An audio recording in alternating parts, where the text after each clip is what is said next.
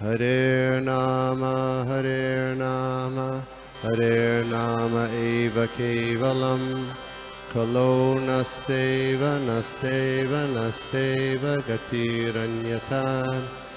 Hare Nama, Hare Nama, Hare Nama eva kevalam, Kalo nasteva, nasteva, nasteva gatiranyata.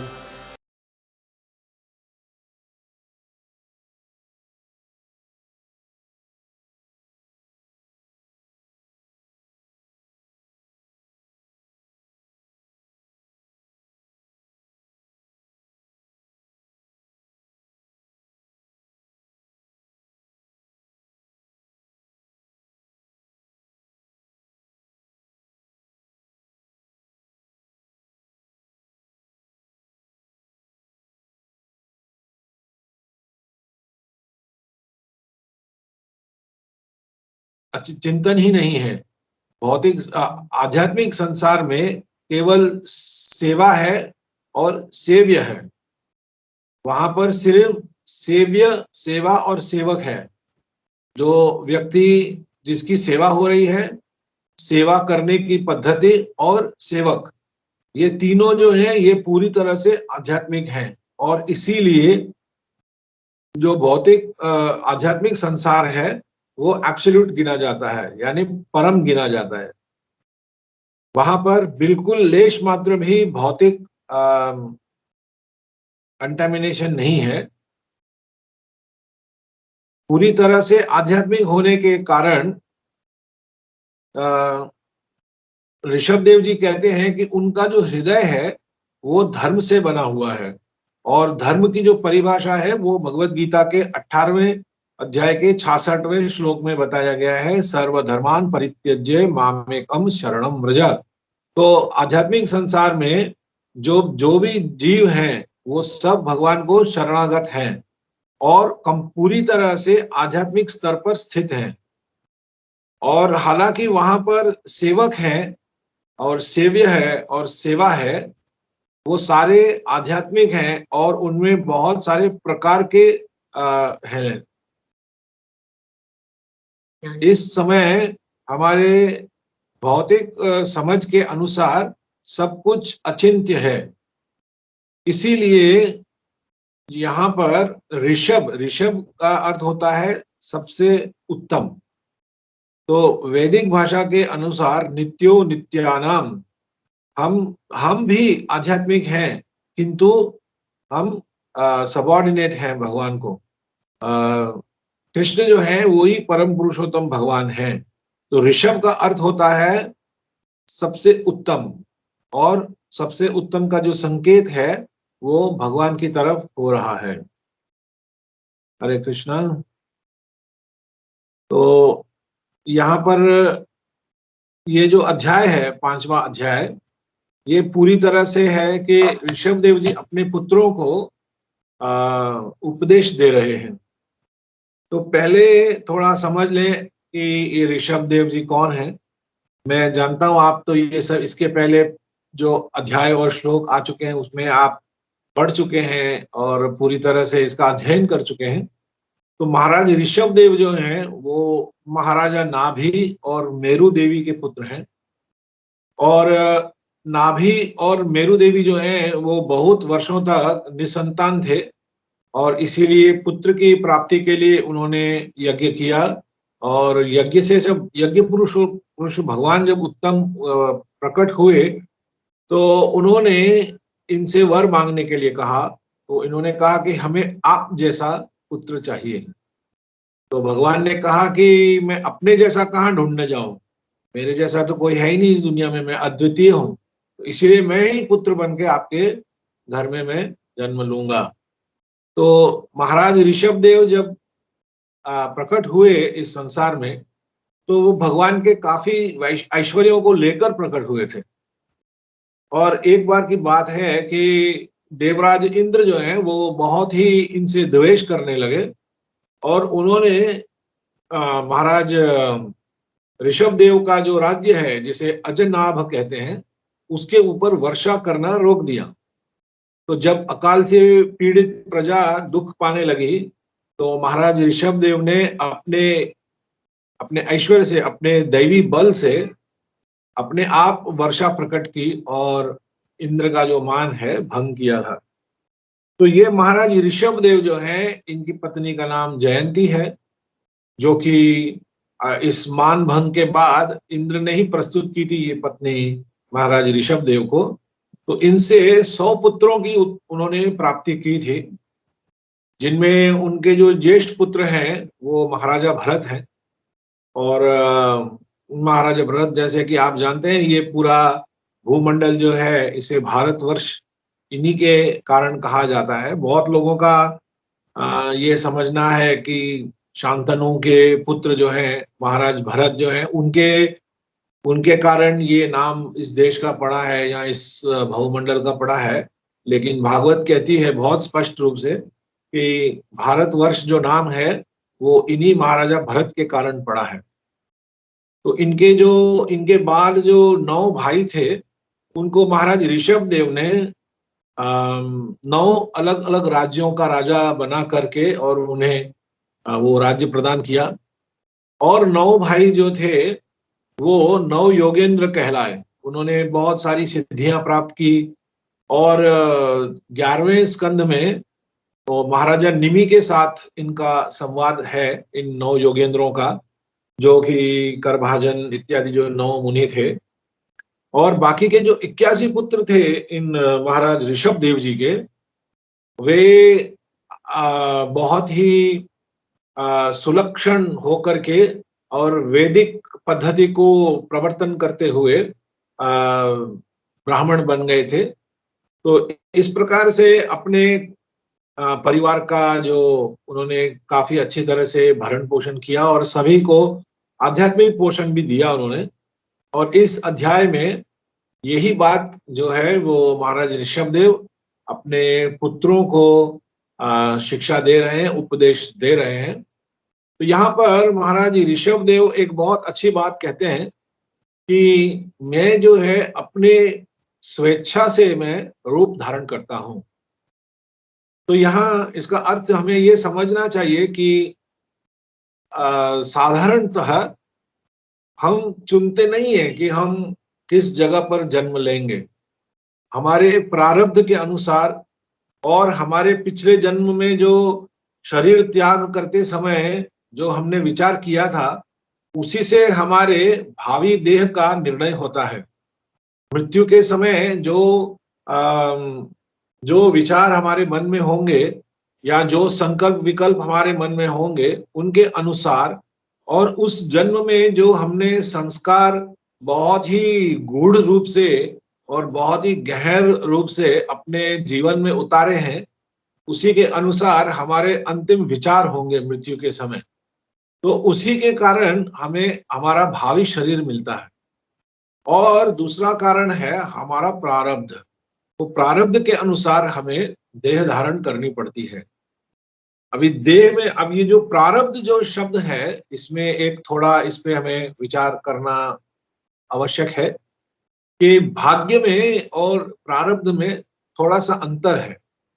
अंतर ये है कि भाग्य जो है वो हमारे समुचित जो अनंत अनंत कोटि जन्म हमारी आत्मा ने धारण किए हैं, उनके संचित जो पाप पुण्य इत्यादि जो संस्कार हैं, उसी को भाग्य कहा जाता है। और उसी भाग्य में से ठाकुर जी जो हैं वो हमारे इस देह के लिए जो पर्याप्त है उतना प्रारब्ध हमें दे करके इस संसार में भेजते हैं।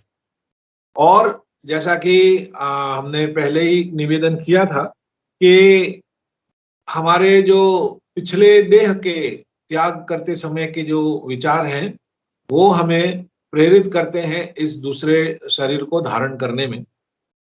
तो यहाँ पर महाराज ऋषभदेव जी जो हैं वो बहुत स्पष्ट रूप से बता रहे हैं कि मैं, यानी कि परम पुरुषोत्तम भगवान, मैं अपनी स्वेच्छा से देह धारण करता हूँ। प्रकृति के वश में होकर के मैं देह धारण नहीं करता। जैसे कि भगवान ने जब श्री कृष्ण का रूप धारण किया या नरसिंह का रूप धारण किया। तो उन लीलाओं के पीछे कोई भी प्रयोजन नहीं था, कोई बाध्य शक्ति नहीं थी कि भगवान को सांवला शरीर ही धारण करना था, या आधा मनुष्य आधा सिंह रूप धारण करना था, या श्री राम के रूप में दूर्वा के वर्ण का रूप धारण करना था। ये सब जो है ये भगवान की लीलाएं हैं, और भगवान अपनी स्वेच्छा से अपना देह धारण करते हैं, और उनका देह कभी भी भौतिक नहीं होता है। हम कई बार महाभारत में पढ़ते हैं कि जब युद्ध हुआ तो भीष्म ने जब बाण चलाए भगवान श्री कृष्ण के ऊपर, क्योंकि वो अर्जुन के सारथी थे, तो युद्ध में ऐसा हुआ करता था कि सारथी को, घोड़ों को, रथ को इत्यादि को तोड़ दिया जाता था, ताकि जो महारथी उस रथ पर आरूढ़ है उसको मारना सरल हो जाए। तो जब भीष्म जी जब बाण चलाते थे भगवान के शरीर पर, तो घाव होते थे उनको और उनमें से रक्त बहता था। और ये भी लिखा गया है कि परिश्रम के कारण, रथ चलाने का जो परिश्रम है उसके कारण भगवान के मस्तक पर पसीना आता था। तो आम जो लोग हैं वो यही सोचते हैं कि अगर भगवान का देह जो है वो सच्चिदानंद है तो रक्त क्यों निकल रहा है। तो हमारे जो आचार्य हैं, हमारे जो पूर्व आचार्य हैं, उन्होंने बहुत ही कष्ट लेकर के और इन विषयों पर मंथन किया है और अपने विचारों को लिखा है, ताकि जो भावी जो पीढ़ियां आएंगी भक्तों की, स्वभावतः उनके मन में ये संदेह होगा, तो इसीलिए उन्होंने पहले से ही उनके उत्तर देकर रखे हैं, ताकि जो भावी जो प्रचारक हैं वो निरुत्तर न हो जाए किसी के समक्ष, और किसी को ऐसा न लगे कि हाँ ये तो ऐसे ही कुछ बातें बना रहे हैं और इनके पास पूरा ज्ञान नहीं है। कभी कभी ऐसा होता है कि हम ऐसे लोगों का सामना करते हैं जो कि इतने आसुरी प्रवृत्ति के होते हैं, और वो इस प्रकार से प्रश्न पूछते हैं कि सामने वाला अगर उसके पास कोई उत्तर नहीं होता है तो फिर उसका उपहास करते हैं और शास्त्रों के ऊपर विक्षेप करते हैं कि तुम्हारे शास्त्रों में ही ऐसा कमी है, ये है वो है। तो भगवान जो है वो गीता में बता रहे हैं कि प्रश्न पूछने की भी एक पद्धति होती है, प्रश्न पूछने का एक मानसिक हमारा स्तर होना चाहिए। वो बताते हैं कि विनम्रता से सेवा करते हुए, जिनके पास से हम प्रश्न पूछ रहे हैं उनकी सेवा करके, उनके समक्ष विनम्रता से और ज्ञान का अर्जन करने के लिए प्रश्न पूछना चाहिए। सामने वाले व्यक्ति को चुनौती देना, उसको नीचा दिखाना, वो सब हमारे मन के भाव में नहीं होना चाहिए। तो आचार्यों ने बताया है कि जब भगवान के ऊपर भीष्म ने बाण चलाए तो उनके शरीर से रक्त की धारा क्यों बही, तो वो बताते हैं कि ये उन्होंने भीष्म को आनंद देने के लिए किया, ताकि भीष्म को ये आनंद हो कि ये जो पुष्प मैंने भगवान को समर्पण किए हैं वो भगवान ने स्वीकार किए हैं, क्योंकि वो क्षत्रिय हैं। क्षत्रिय जो हैं वो कोई मोगरे का गुलाब का फूल नहीं चढ़ाएंगे, वो तो बाणों का ही फूल चढ़ाएंगे।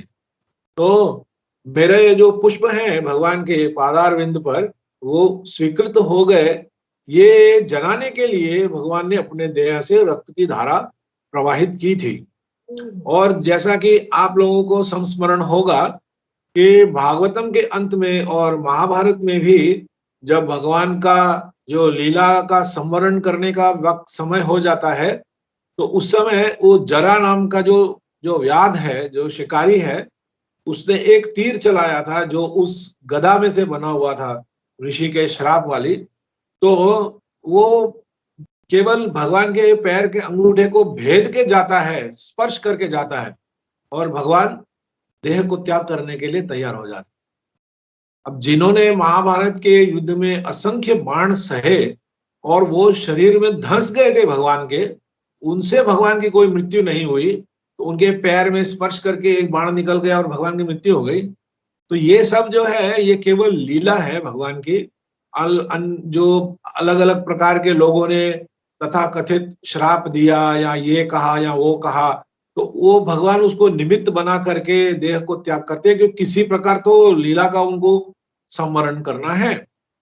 तो सब क्षमा करें, थोड़ा बात से हम थोड़ा हट गए थे। तो महाराज ऋषभ देव यही बता रहे हैं कि मेरी जो देह है वो पूर्णतः सच्चित आनंद है। अभी ये शब्द जो है सच्चिदानंद बहुत बार सुनते हैं, बहुत बार ये मायावादी भी इसका प्रयोग करते हैं अपने प्रचार कार्यों में। तो इस शब्द को ब्रह्म संहिता में बहुत अच्छी तरह से श्रीला भक्ति सिद्धांत सरस्वती ठाकुर ने बहुत विस्तार से उसे समझाया है। तो उस पर भी थोड़ा स्पर्श करना आवश्यक है कि सत, चित और आनंद का अर्थ क्या होता है। तो सत का मतलब होता है जो शाश्वत है, जो स्थायी है, यानी ऐसा कोई समय नहीं था कि भगवान नहीं थे और आगे भी ऐसा कोई समय नहीं आएगा जब भगवान नहीं होंगे। और दूसरा जो यहाँ पर संबोधन किया गया है वो है चित्त। चित्त का मतलब होता है चेतना और जानना। तो जो चैतन्य है वो हर आत्मा का एक निजी गुण है। हमारे शरीर में आत्मा है, इसीलिए हमें हमारे शरीर के एक एक अंग का हमें आभास होता है। यदि हमारे पैर पर कुछ गिर जाए तो पीड़ा होती है, यदि हमारा हाथ जल जाए तो पीड़ा होती है। तो वो पीड़ा क्यों होती है? क्योंकि देह जो है, देह तो मृत है, उसमें तो कोई प्राण नहीं है। और जब तक ये आत्मा इस देह के अंदर है तब तक हमारे अंदर चैतन्य है, तब तक हमारे अंदर जागृति है। तो हमारा जो चैतन्य है वो इस देह तक सीमित है, लेकिन भगवान जो है वो परमात्मा रूप से एक एक कण में उनका निवास है। इसीलिए एक एक जीव का जो सुख दुख है उसका अनुभव भगवान को होता है। और वो पूरे ब्रह्मांड में जितने भी अनंत कोटि जीव हैं, उस एक एक जीव का सुख दुख का अनुभव भगवान को होता है। इसलिए एक संत ने कहा है, कीवड़ी के पग नेवर वागे सोवी साहिब सुनत। यानी चींटी जो है वह अपने पैरों में अगर नूपुर बांधकर नाचती है तो वो भी भगवान को सुनाई देता है। इतना सूक्ष्म उनका चैतन्य है। और तीसरा जो गुण है भगवान का और हमारी आत्मा का भी, वो है आनंद। यानी भगवान जो है वो आनंद सिंधु है, और वो तो समुद्र है, अनंत निधि है उनके पास आनंद की। और उन्होंने उस आनंद सिंधु से एक सीकर, सीकर यानी एक पतली सी तार होती है ना, जैसे उस तार को उस आनंद सागर में डुबो करके उसको इस भौतिक संसार के ऊपर छींट दिया है।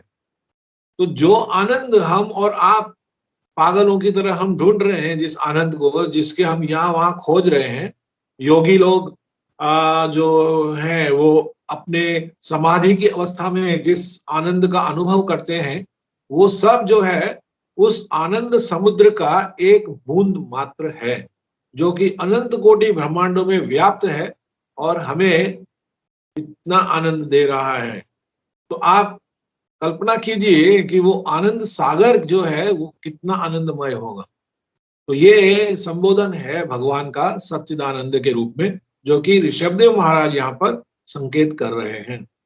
और वो कहते हैं कि एक भौतिक व्यक्ति के लिए इस बात को समझना कि कोई आध्यात्मिक जो शक्ति है वो रूप कैसे धारण कर सकती है, तो ये उनके लिए अचिंत्य है, उनके समझ के बाहर है। अभी एक उदाहरण ले लीजिए, जैसे मैंने ये कुर्ता पहना हुआ है, तो आप क्या सोचेंगे कि कुर्ते का अपना कोई रूप है कि नहीं है? तो अधिकतर जो लोग हैं वो यही कहेंगे, हाँ कुर्ते को रूप है। और आत्मा को रूप जो है वो तो बहुत सूक्ष्म है, इसलिए हमें दिखाई नहीं देती। तो कुर्ते को रूप वास्तव में नहीं है।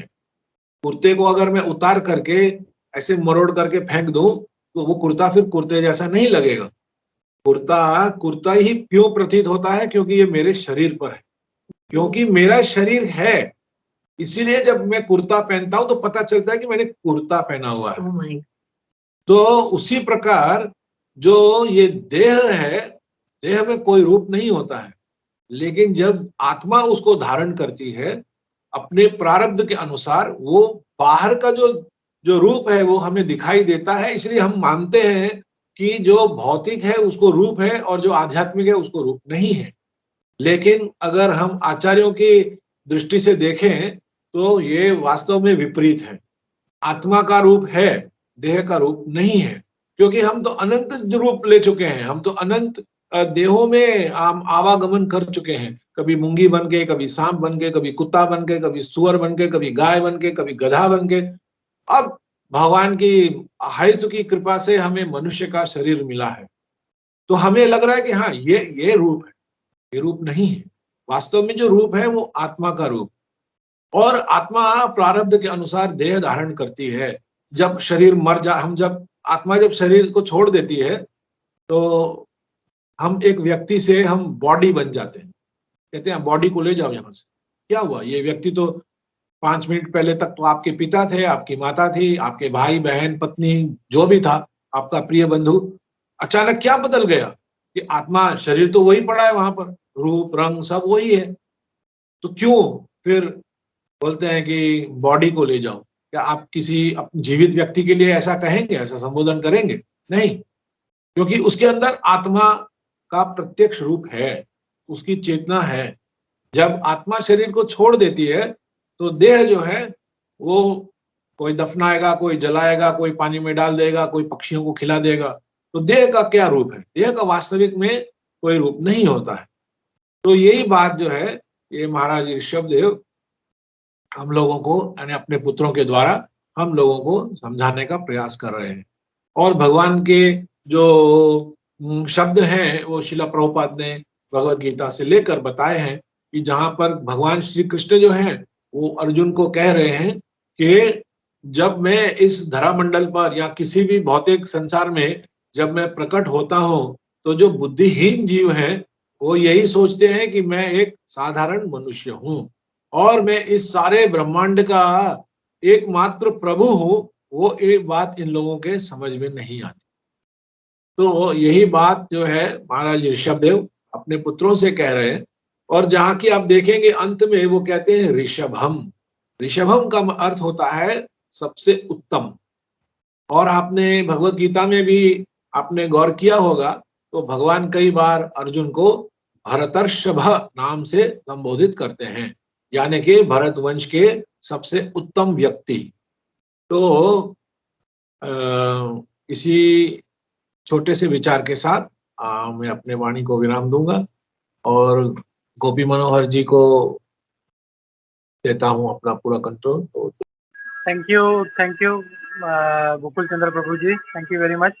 मैं क्विकली जो भी उपस्थित है अगर इनका किसी का कोई अगर प्रश्न है, कोई डाउट है तो हम लोग प्रभु जी से पूछ सकते हैं।